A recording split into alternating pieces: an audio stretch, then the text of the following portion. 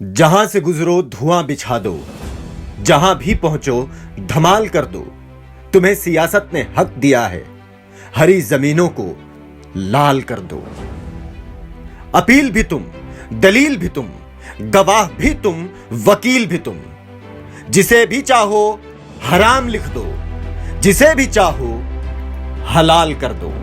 देश की स्वतंत्र एजेंसियां कही जाने वाली ईडी और सीबीआई को भारतीय जनता पार्टी अपनी लठैत के रूप में इस्तेमाल करके पूरे देश के अंदर विपक्षी नेताओं को डराने का काम कर रही है। अजीत पवार, शिवराज सिंह चौहान, हेमंत बिस्व शर्मा, शुभेंदु अधिकारी, नारायण राणे, छगन भुजबल, हसन मुशर्रफ, मुकुल रॉय, नवीन जिंदल, सीता सोरेन, तापस रॉय, मधु कोड़ा, अशोक चौहान जैसे विपक्षी पार्टी के नेताओं जिन पर मोदी जी भ्रष्टाचार के बड़े बड़े आरोप लगाते नहीं थकते थे, उनको ही मोदी वॉशिंग पाउडर में धुलकर अपनी पार्टी में शामिल कर लेते हैं। दरअसल भारतीय जनता पार्टी और मोदी की असलियत ही यही है, पहले देश को लूटो, उसके बाद भाजपा में जाकर पवित्र हो जाओ।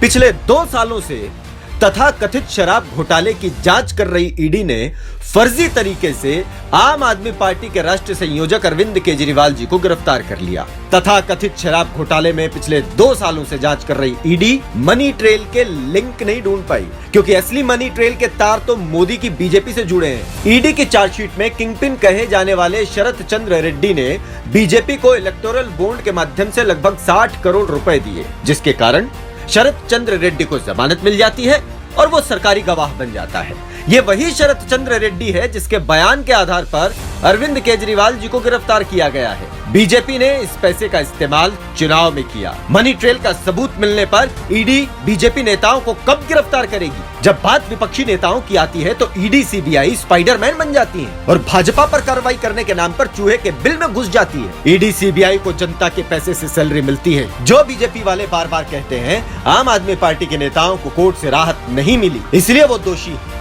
इन भाजपाइयों से कुछ सवाल। अमित शाह को कोर्ट से राहत नहीं मिली थी, उनको तड़ीपार किया गया था। क्या अमित शाह तड़ीपार थे, दोषी थे, या उनको गलत फंसाया गया था? बंगारू जी को रक्षा सौदे में रिश्वत लेते हुए पूरे देश ने देखा, उनको तो कोर्ट से सजा भी हुई थी। क्या बंगारू जी दोषी थे या उनको गलत फंसाया गया था? कुलदीप सेंगर को नाबालिग से रेप के मामले में सजा हो चुकी है। सोनभद्र के भाजपा विधायक को रेप के मामले में सजा हो चुकी है। क्या ये सब दोषी हैं या इनको गलत फंसाया गया है? अटल जी और आडवाणी जी मीसा एक्ट में बंद थे, वो दोषी थे या उनको गलत फंसाया गया था? उनको 1.5 साल जमानत नहीं मिली थी। तथा कथित शराब घोटाले में जिसके माध्यम से संजय सिंह को रिश्वत देने की बात कही जा रही है, उस सर्वेश मिश्रा को तो जमानत मिल गई, उसको तो ईडी ने गिरफ्तार भी नहीं किया। इसका मतलब सर्वेश मिश्रा भी निर्दोष है, संजय सिंह भी निर्दोष है। बीजेपी वाले कहते हैं कि क्या आपको कोर्ट पर भरोसा नहीं? आइए आपको बताते हैं। लोअर कोर्ट का फैसला सेशन कोर्ट बदल देता है, इसका मतलब सेशन कोर्ट को लोअर कोर्ट पर भरोसा नहीं।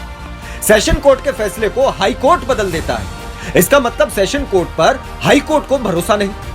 हाई कोर्ट के फैसले को सुप्रीम कोर्ट बदल देता है, इसका मतलब हाई कोर्ट पर सुप्रीम कोर्ट को भरोसा नहीं। सुप्रीम कोर्ट के 2 जज के फैसले को 3 जज और 3 जजों के फैसले को 5 जज बदल देते हैं, इसका मतलब सुप्रीम कोर्ट के जजों को आपस में भरोसा नहीं। सुप्रीम कोर्ट के 5 जजों के फैसले को मोदी जी संसद में बदल देते हैं, इसका मतलब मोदी जी और भाजपा को सुप्रीम कोर्ट पर भरोसा नहीं। कोर्ट की आड़ में खड़े होकर बोलने वाले भाजपाई कोर्ट का कितना सम्मान करते हैं, आइए हम आपको वो भी बताते हैं। बीजेपी चुनाव आयुक्त की नियुक्ति के मामले में सुप्रीम कोर्ट का फैसला नहीं मानती। बीजेपी इलेक्टोरल बॉन्ड पर सुप्रीम कोर्ट का फैसला नहीं मानती। बीजेपी सबरीमाला पर सुप्रीम कोर्ट का फैसला नहीं मानती। बीजेपी दिल्ली को अधिकार देने पर 5 जजों के सुप्रीम कोर्ट के फैसले को नहीं मानती, संसद में पलट देती है।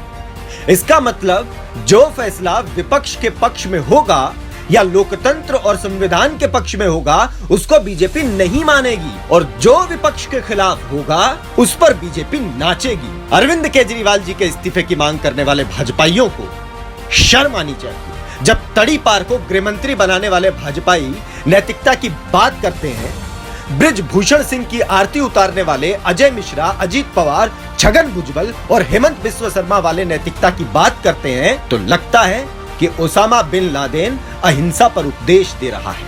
अगर सहारा और चंद्रा ब्रदर को जेल से अपना बिजनेस चलाने के लिए फोन, ऑफिस और मीटिंग की सुविधा मिल सकती है, तो देश के सबसे बेहतरीन मुख्यमंत्री अरविंद केजरीवाल जी को क्यों नहीं? अगर केजरीवाल जी ने आज इस्तीफा दे दिया तो देश का कोई विपक्षी मुख्यमंत्री नहीं बचेगा। सबको जेल में जाना होगा, तब सबको इस्तीफा देना होगा। जिस प्रकार से आज मोदी की तानाशाही चल रही है, इस हिसाब से तो ना कोई मुख्यमंत्री बचेगा, न सरकार और ना ही कोई पार्टी।